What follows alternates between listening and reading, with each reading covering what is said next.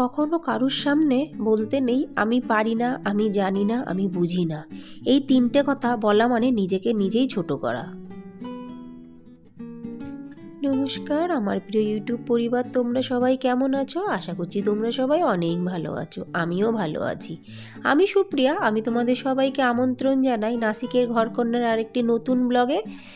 যে প্রান্ত থেকে আমার ভিডিওটি, আমার ব্লগটি দেখছো, আশা করছি তোমরাও সবাই অনেক ভালো আছো। আমার মেয়ে দুটো আজ অনেক দিন পরে কিন্তু একসাথে স্কুলে গেছে। এবার আমি বসে পড়লাম একটু ওয়াকিং করে এসে যোগা করতে। অনেক দিন পরে কিন্তু যোগা করছি। মাঝখানে একদিন করেছিলাম, আবার 2 দিন ছেড়ে দিয়েছি, কিন্তু আবার কন্টিনিউ করব। যোগা করলে যে কী পরিমাণে গা হাত পা ভালো থাকে, না হলে না আমার কোমরটা একটু ব্যথাও করে। তো যাই হোক, যোগা করতে লেগে গেছি। প্রত্যেকটা যোগার কিন্তু আলাদা আলাদা ফল আছে। তোমরা এটা মনে করবে না যে কোনো যোগা করলেই আমাদের ফল হবে না কিংবা ফল হবে।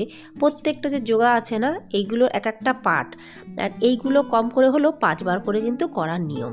আমি শর্টে দেখাচ্ছি বলে কেটে কেটে দেখাচ্ছি, কিন্তু প্রত্যেকটার পেছনে কিন্তু আমি 5 বার করে সময় দিই, মানে 5 বার করে করি। তার বেশিও করা যায়, কিন্তু কম করাটা একদমই উচিত না। আমার মোটামুটি যোগা করতে 40 থেকে 45 মিনিট কিন্তু আমি সময় দিই, আর যেদিন ধরো তাড়াহুড়ো থাকে সেদিন আধা ঘন্টা, তার কিন্তু কম দেওয়া যায় না।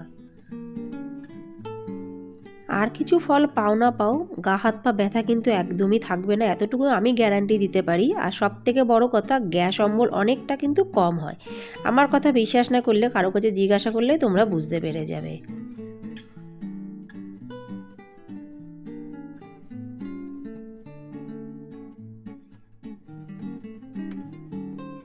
যোগা করা কমপ্লিট হয়ে গেলো। এবার এই ম্যাটটা তুলে রাখছি। এটা আমার মেয়েদের স্কুলের ম্যাট, ওরা স্কুলে মাঝে মাঝে নিয়ে যায়।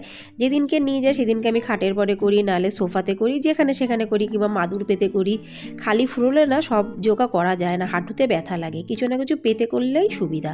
এমনকি বিছানার চাদরও কিন্তু পেতে করা যায়। তো যোগা বাগারা সব হয়ে গেল। এবার আমি আসলাম রান্নাঘরে একটু জল খেতে। অনেকক্ষণ কিন্তু জল খাইনি, আর এই যে গুনগুনা জল 1 পট আমি করে রেখে দিয়েছি, যতক্ষণ হবে ততক্ষণ কিন্তু আমি খেয়ে যাব। আমার কিন্তু বেশ ভালো লাগে। শীত, গ্রীষ্ম, বর্ষা, শরৎ, হেমন্ত, মানে কোনো ঋতুই কিন্তু বাদ যায় না সকালবেলায় গুনগুনা জল খেতে। গুনগুনা জল খাওয়ারও যে কী পরিমাণে এর ফায়দা, যারা খায় তারা কিন্তু অবশ্যই বোঝে। আর সব থেকে বড় কথা, এটা কিন্তু আমাদের বডিকে কন্ট্রোল রাখে, আর মোটাপাও কিন্তু অনেকটা কম করে, মানে মোটা না হতে সাহায্য করে, মানে বুঝতেই পারছো। আর এই দেখো সোফাটার কি অবস্থা, আজকে সোফাটার অবস্থা বড্ড বেহাল। বেহাল মানে যেরকম নোংরা সেরকম জামা কাপড় বইপত্র কিন্তু এতে ভরা ছিল। ব্লগের প্রথমে তোমাদের আমি বললাম, বন্ধুরা কোনো সময় না কারুর কাছে বলবে না, কারুর সামনেই বলবে না যে আমরা কিছু জানি না। আমরা সব জানি, অন্যান্য মানুষরা যেরকম জানে আমরাও জানি। এটা একটু কম আর বেশি, জানো তো। কারুর সামনে যদি বলা হয় যে আমরা জানি না, বুঝি না, পারি না, সামনের মানুষ না বড্ড নিচু চোখে দেখে। এটা আমার নিজস্ব এক্সপিরিয়েন্স দিয়ে কিন্তু আমি বলছি। প্রথম সবাইকে বলে দিতে, ভাই এটা আমি জানি না, এটা বুঝি না। তো হঠাৎ করে একদিন আমাকে বলছে, আরে তুই এত বড়, তুই এসব সিম্পল সিম্পল জিনিস তুই জানিস না। তা সেই সিম্পল জিনিসটা কিন্তু আমার কাছে বেশ টাফ ছিল, কঠিন ছিল। তখন আমি বললাম, না এটা আমি জানি না, তাহলে শিখে নেব। বলে কি, না না, তোর মুখে মানায় না যে তুই এটা জানিস না। এই কথাটা বন্ধুরা এত আমার খারাপ লেগেছে। আমি সেটা শিখেছিলাম ঠিকই, পরে শিখেছিলাম, কিন্তু ভুল করেছিলাম ওটাই বলে যে আমি জানি না, আমি বুঝি না। ওই জন্য তোমাদেরকে বলছি বন্ধুরা, কোনো দিনও কারোর সামনে বলবে না জানি না আর বুঝি না। এই কথাগুলো যে কত খারাপ সেটা কিন্তু আমরা জানি না। আমরা সাদা মনে কাদা নেই হিসাবে কিন্তু এই সমস্ত কথাগুলো আমরা বলে ফেলি, কিন্তু তা না। আমাদের সাদা মনে কাদা নেই, কিন্তু জগৎটা কিন্তু সেটা না। ওই জন্য কথা বলার আগে খুব চিন্তা ভাবনা করে সামনের মানুষকে কিন্তু কথা বলবে। চা খাওয়ার পর বসে সামনের রুমটা খুব সুন্দর করে দেখো আমি ডিপ ক্লিন করে নিয়েছি, মানে পরিষ্কার হয়ে গেছে, কিন্তু ঝাড়ু এখনও লাগাইনি, পরে লাগাবো। তারপর এসে গেছি রান্নাঘরে। ভাবছি আজকে কি করব। কালকে কর্তামশাই অফিস থেকে আসার সময় কাতলা মাছ নিয়ে এসেছে। আমি বলেছি না যে সব রকমের মাছ আমরা খাই না, কাতলাটা কিন্তু বেশ ভালোই খাই আর বেশ ভালোই লাগে।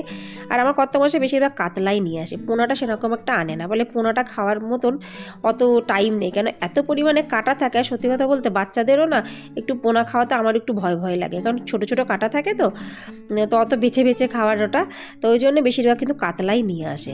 আর এখানকার কাতলা তো ড্যামের কাতলা হয়, না হলে অন্ধ্রপ্রদেশের কাতলা এখানে আসে, তো বেশ কিন্তু ভালো লাগে। আর আজ পর্যন্ত আমি কোনো সময় কিন্তু এখানকার কাতলা মাছে কোনো সেই একটা বলে না বোদের গন্ধ, কাদার গন্ধ, সেই গন্ধটা কিন্তু কোনোদিনও পাইনি। তা মাছ ভাজা ওখানে আমি বসিয়ে দিয়েছি, তারপরে আমি এসে গেছি। মাছ ভাজতে তো বেশ খানিকটা টাইম লাগবে বিছানাটা ঠিক করতে কিন্তু বেশ আমার কিন্তু টাইম লাগে। আর এই যে ব্ল্যাঙ্কেটগুলো দেখতে পাচ্ছ, এই ব্ল্যাঙ্কেটগুলোকে আমি সকালবেলায় দিতে গেছিলাম একটু রোদে, মানে বারান্দাতে দিতে গেছিলাম, কিন্তু রোদ তো নেই, আকাশটা না আজ কেমন মেঘলা মেঘলা টাইপের।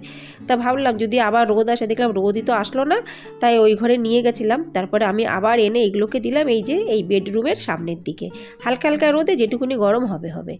রোদ যদি বিছানার মধ্যে পড়ে কোনো কিন্তু মানে রোগ ব্যাধিও কম থাকে, আর পোকামাকড়ও কিন্তু কম থাকে। বিছানার মধ্যে কিন্তু অনেক ধরনের পোকামাকড় থাকে যে বন্ধুরা, সেগুলো কিন্তু আমরা খালি চোখে দেখতেও পারি না, কিন্তু এগুলো কিন্তু আছে, এটা কিন্তু বাস্তব। ওই জন্য বিছানাতে একটু রোদপত্র দেওয়াটা খুবই প্রয়োজন। যেখানে রোদ হয় সেখানে কিন্তু আমি বিছানা নিয়ে চলে যাই, যদি বাইরে হয় বাইরে, যদি জানালার কাছে হয় জানলার কাছে, মানে যেখানে একটু রোদ পাই সেখানে আমি বিছানাপত্র নিয়ে চলে যাই। আর এবার এসেছি আমি এই যে বাথরুমের যে এই যে জিনিসপত্র রাখার জায়গাটা, সেটা একটু ক্লিন করতে। সব সময় তো ক্লিন করা হয় না, আজকে হঠাৎ মনে পড়লো, ভাবলাম এই জায়গাটা একটু ভালো করে পরিষ্কার করি। পরিষ্কারই থাকে, সেখানে একটা নোংরা কিন্তু এই জায়গাটাতে হয় না, বেশ সুন্দর লাগছে দেখতে পাচ্ছ, মানে সাজিয়ে গুছিয়ে রাখলে সব কিছুই কিন্তু ভালো লাগে। তো কিছু পরিষ্কার পরিচ্ছন্ন হয়ে গেল, আবার আমি আসলাম রান্নাঘরে যে মাছের মধ্যে কি কি মশলা দেব। আজ কিন্তু আমি বানাবো দই কাতলা, বেশ খানিকটা কিন্তু দই আমি রেখে দিয়েছি মাছ করব বলে। কিছুটা দই আমি খেয়েছি আর কিছুটা দই রাখা আছে। দই কাতলা খেতে কিন্তু আমাদের বাঙালিদের বেশ ভালো লাগে। ওর মধ্যে দেবো দুটো আলু নিয়েছি, কিন্তু একটাই আলু দেবো, দুটো আলু দিলে একটু বেশি হয়ে যাবে। আলু না দিলেই ভালো হতো, কিন্তু আলু না দিলে আবার আমাদের ভালো লাগে না খেতে। যতই হোক আমরা বাঙালি, একটু আলু আলু ভাব থাকবে, তবেই কিন্তু আমরা যে কোনো সবজি খাই। একটাই মাত্র আলু দেবো, কিন্তু পেঁয়াজ একটু বেশি দেবো, একটা টমেটো দেবো, আর যে আদা রসুন যেগুলো থাকে সবগুলোই দেবো। কিন্তু আগে প্রথমে আলুটা কেটে নিই, তারপর মশলাগুলো সব একসাথে পেস্ট করব।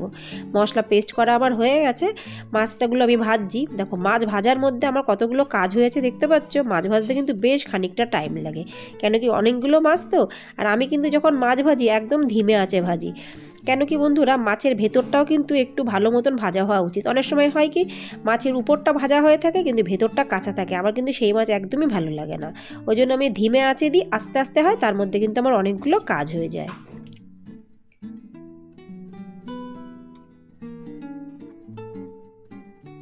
বাইরে ঝাড়ু লাগানো হয়ে গেছে, তারপরে আমি চলে এসেছি রান্নাঘরে এসে দেখলাম যে হ্যাঁ মোটামুটি আমার সবগুলো মাছ ভাজা রেডি। তার সাথে সাথে কিন্তু আমি আলুগুলোও ভেজে নিচ্ছি, আর মশলাপত্র সব তো মিক্সিতে করেই নিয়েছি। দেখতে পাচ্ছ মশলার কালারটা কিন্তু আজকে বেশ। আর খানিকটা কিন্তু দই দিয়েছি, একটু সস দিয়েছি, একটুখানি জিরের গুঁড়ো। মোটামুটি তো তোমরা সবাই জানো যে দই কাতলা কী করে বানাতে হয়। অ্যাকচুয়ালি বন্ধুরা এটা যদি একদম শুকনো শুকনো বানাতাম সেটাই বেশি ভালো হতো, কিন্তু আজকে যেহেতু একটাই ধরনের সবজি বানাবো, শুধু মাছের ঝোল আর ভাত বানাবো, ওই জন্য কিন্তু আমি একটু ঝোল ঝোল রেখেছি। যদি আর একটা সবজি বানাতাম তাহলে হয়তো এটাকে একদম শুকিয়ে দিতাম, যেহেতু একটা সবজি ওই জন্য আমি একটু ঝোল ঝোল রাখবো। আর এখন ভরে নিচ্ছি একটু ডাব্বাতে চিনি, কেন কি চিনি একদম শেষ হয়ে গেছে ডাব্বাতে, ছোটো ডাব্বাতে। তো দরকারের সময় বড় ডাব্বা খুলে ছোটো ডাব্বাতে নেওয়াটা খুব একটা সুবিধাজনক হয় না বলে আমি সবসময় ছোটো ডাব্বা আলাদা রাখি আর বড় ডাব্বায় আলাদা রাখি। আগে বুঝতাম না বন্ধুরা, কিন্তু যত দিন যাচ্ছে বলেন না, দিন যত যাবে অভিজ্ঞতা তত বাড়বে। মন খুলে যে কোনো কারোর সাথে কথা বলতাম, কিন্তু সেটা একদমই ভুল। বুঝে শুনে কথা বলতে হবে, বয়স অনুযায়ী কথা বলতে হবে। ছোট বাচ্চাদের সাথে এক ধরনের, মিডিয়াম বয়সদের সাথে এক ধরনের, বয়স্কদের সাথে এক ধরনের, সবার কিন্তু লেভেল আলাদা আলাদা। ওই জন্য বুঝে শুনে কথা বলাটা খুবই প্রয়োজন। আগে ভুল করতাম, কিন্তু এটা অনেকটা আমি পাল্টিয়েছি, কারণ সবাই কিন্তু এক না, আর সবাই কিন্তু কথা এক ধরনের নেবেও না। কেন কি কার মানসিকতা কেমন সেটা তো আমরা বুঝি না। ওই জন্য আমরা আমাদের মানসিকতা দিয়ে কথাবার্তা বলাটাই সবথেকে ভালো। আমার এক সাবস্ক্রাইবার দিদিভাই আছে যে দিল্লিতে থাকে, সেই দিদিভাই কালকে আমাকে একটা উত্তর দিয়েছে, বেশ আমার ভালো লেগেছে কমেন্টসে। আমি বলছিলাম লাস্ট ভিডিওতে যে আমার বালিশের কভারগুলো মানে সুতির, কিন্তু এখানে নাসিকে তো সুতির পাওয়া যায় না, এত কিছু অনলাইনে নিই, কিন্তু কোনোদিন কিন্তু আমার মাথায় আসেনি যে বিছানার চাদরগুলোও কিন্তু অনলাইনে নেওয়া যায়, আর বালিশের কভারও কিন্তু অনলাইনে নেওয়া যায়। আজ পর্যন্ত কিন্তু এই কথাটা মাথাতেই আমার আসেনি, কিন্তু সেই দিদিভাই আমার বলে দিল যে বালিশের কভারগুলো অনলাইনে কিন্তু পেয়ে যাব। সত্যি দিদিভাই তোমাকে অসংখ্য ধন্যবাদ।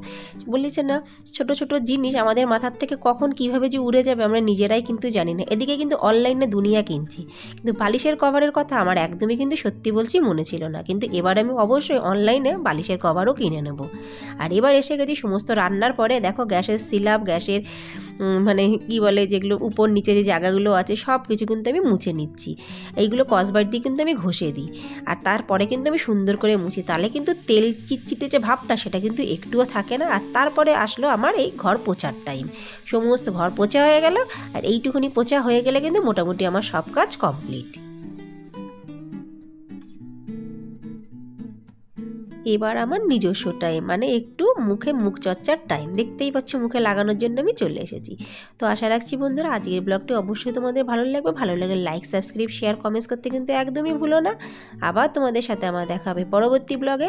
তার আগে একটু ভালো করে মুখে আমি একটু অ্যালোভেরার জেলটা মেখে নিই। অ্যালোভেরা জেল মাখারও কিন্তু অনেক ফায়দা। আবার দেখা হবে পরবর্তী ব্লগে। ততক্ষণের জন্য নমস্কার বন্ধুরা, নমস্কার।